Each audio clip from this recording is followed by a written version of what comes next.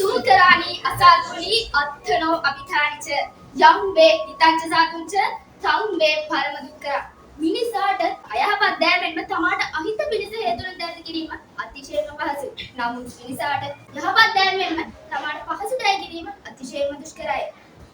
එසේනම් අවසරයි සමාජයේ වඩා යහපත් කරන ආගමයන් මතය තව දුරටත් මේ සභාගතේ මට ස්ථිර කරන්නට. බෞද්ධ දේශනාව අපිට කියන විදිහට උපදින් කෙනෙක් වැරදි කරුවෙකු වෙන්නේ නැහැ. ඒක තීරණය වෙන්නේ පුද්ගලයා කරන ක්‍රියාවම. පුද්ගලයා හොඳ ක්‍රියා කරනවා නම් ඒ පුද්ගලයා සමාජයේ වැදගත් කෙනෙක් වෙනවා වගේම පුද්ගලයා වැරදි ක්‍රියා කරනවා නම් ඒ පුද්ගලයා සමාජයේ වැරදි කරුවෙකු වෙනවා. නමුත් එක් සුළු වැරද්දක් කරා පමණින් අපිට බෑ පුද්ගලයාව වැරදි කරුවෙකු ලෙස සදාකාලිකවම හම්බුවට ගසන්න. වැරදි කරුවෙකු තමාගේ වැරද්ද පිළිබඳ පසුතැවීමකට නක් කරලා ඒ වැරද්ද හදාගෙන හොඳ දේවල් කරන්න පෙළවෙනවා නම් ඒකේ සමාජයට වෙන්නේ හොඳක් නෙමෙයිද? නමුත් නීතිය සුළු වැරදි වලට සදාකාලික සිරදඬුවම් ලබා දීමේ මිනිසාට ආපසු සමාජයේ වැරදි හදාගෙන ආපසු සමාජයට හොඳ දෙයක් කරන්නට අවස්ථාවක් ලැබෙන්නේ නැහැ නේද? ආගම අදහන්න ඕනි කියලා සමාජයේ නීතියක් නැහැ කියලා ඔබම කියනවා. ඒ වුණාට සෑම මිනිසෙකුම පහේ ආගමක් අදහන්නේ ඇයි? ඒ උන්ගේ සිත් සංසුන් කරගෙන සංසාර ගමනේ ඉක්මනින් මෙදරවන්නට ආගමෙන් මඟ පෙන්වීම අවශ්‍ය වෙන නිසා මේ නීතිය පිළිබඳව කතා කරන ඔබත් බෞද්ධ ආගම අදහනවා නෙවෙයිද? නීති තුලින් මිනිසාට ලැබෙන්නේ සිර කිරීමක් මිසක ඔවුන්ට අපරාධ පිළිබඳ අවබෝධයක් ලබා දී ඒ අපරාධයෙන් මිදෙන්න කියලා දීමක් සිද්ධ වෙන්නේ නැහැ මේ නීති තුලින්. ඔබ දන්නවද ආගම නිර්මාණය වෙන මූලිකම හේතුව මොකක්ද කියලා? අතීතයේ නාගරිකයන් විසින් ගැමි ජනතාවට අතිශය ලෙස දැඩි නීති දමලා උන්ගේ වැඩ ගන්න පූර්ණ නීති දමලා ඔවුන් සිර කරලා තියෙනවා නාගරිකයන් විසින්. ඉතින් මේ ගැමි පහළු ආගම් සොයා යාමට පෙරමිලා තියෙන මේ නීතිවල දැඩි බව හින්දා මේ ගැමි පහළුන්ට නිදහස් ජීවිතයක් ගත කරන්න අවස්ථාවක් ලැබිලා නැහැ මේ නීති හින්දා. සියදිවි නසා ගැනීම කියලා කියන්නේ අපාය උපත්තියට හේතු වෙන කුසල කර්මයක්. ඇතැම් මොන නැතිය තමන්ට අලාභහානි හින්දා ප්‍රසිද්ධ වූත් මහත් ලැජ්ජාවට මේකේ වර්ධවන නිසා වගේම ඇතැම් අදහස් ඉදු කර ගන්න ඉඩක් නැති නිසා වගේම ජීවත් වෙන්න මඟක් නැති හින්දා සියදිවි නසා ගැනීමට පෙරලෙනවා.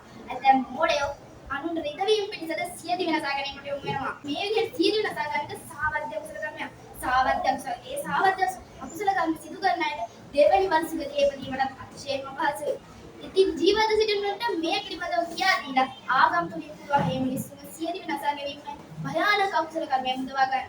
නමුත් නීතියට වෙන දෙයක් කර හැකිද? සියදිවි නසා ගන්න උන්ට මොනවා නීතියක් දාන්න. නීතිය තුලින් මිනිස්සුන් බැරිතනීම මිසක හොඳ කියා දීලා අපරාධ පිළිබඳ අවබෝධයක් ලබා දෙන්නේ නැහැ. වරදකට හසු වී අපමත හෝ පුනරුත්ථාපනය වී පැමිණෙන සමාජයට පැමිණෙවි නැවත වරදක් සිදු කරන්නේ නැද්ද?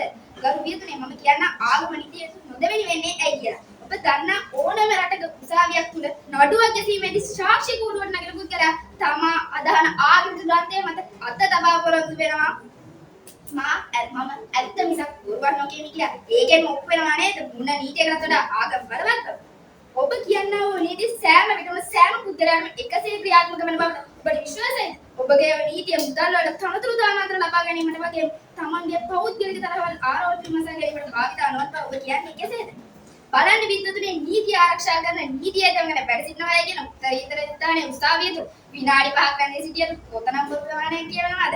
තම සේවාදායකයා වෙන දක්ෂ නීතිඥවරු වැරදි කරුවන් නිවැරදි කරුවන් කර දඬුවම් මුදා ගන්නවා නේද? ඉතින් එතන කො නීතිය සාධාරණයි. නමුත් බෞද්ධ ආගම වගේම අනෙක් ආගම් වලින්ද එසේ අසාධාරණ විශේෂයක් ලබා දෙන්නේ නැහැ. බෞද්ධ මාර්ගයට පාත්‍ර වූ පුද්ගලයෙකු යහපත් නිර්මල මනසකින් යුතු දුසිරිතින් තොර සමාජයක් පුද්ගලයෙකු වෙනවා නිසායි. එසේනම් මේ සමාජය යහපත් කරලා ඉන්නේ නීතිය නම ආගම පමණයි. මතේ තව තවදුරටත් මේ සභාගතෙම ස්ථාපනය කරමි. මා යන ඔබ සැමට සම්මා සම්පූර්ණ